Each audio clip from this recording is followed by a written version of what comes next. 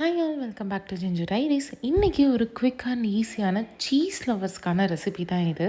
நான் என் தம்பிக்காக தான் ரெடி பண்ணிகிட்ருக்கேன். இதில் வந்து நாச்சோஸ்க்கு பதிலாக நீங்கள் வந்து ஃப்ரெஞ்ச் ஃப்ரைஸும் ஆல்டர்னேட்டாக யூஸ் பண்ணிக்கலாம்.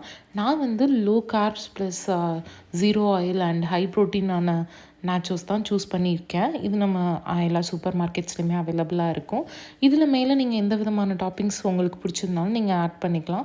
நான் வந்து just onion and tomatoes use பண்ணியிருக்கேன்.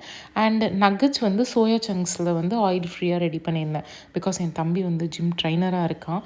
ஸோ அவனுக்காக எல்லாமே கொஞ்சம் ஹெல்தி வெர்ஷனாக தான் போகுது. ஸோ ஒயிட் சாஸ் மட்டும் எனக்கு வீட் ஃப்ளோர் ஆல்டர்னேட்டாக பண்ணியிருக்கலாம். பட் நான் மைதாலேயே பண்ணிட்டேன். அண்ட் இன்னொரு சாஸ் என்னென்னா, நீங்கள் ஒயிட் சாஸ் ரெடி பண்ணி வச்சுருக்கோம்ல, அதுலேயே வந்து பீஸா சாஸ் ஆர்எல்ஸ் உங்களுக்கு டொமேட்டோ கெச்சப் எதனா இருந்தாலும் நீங்கள் மிக்ஸ் பண்ணிவிட்டு அதை வந்து இன்னொரு ஆல்டர்னேட் சாஸாக நீங்கள் யூஸ் பண்ணிக்கலாம்.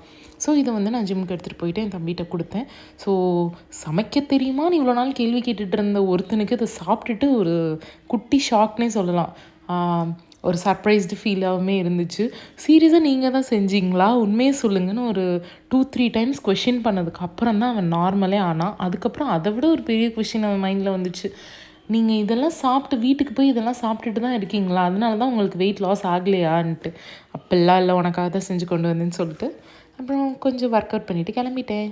பாய்.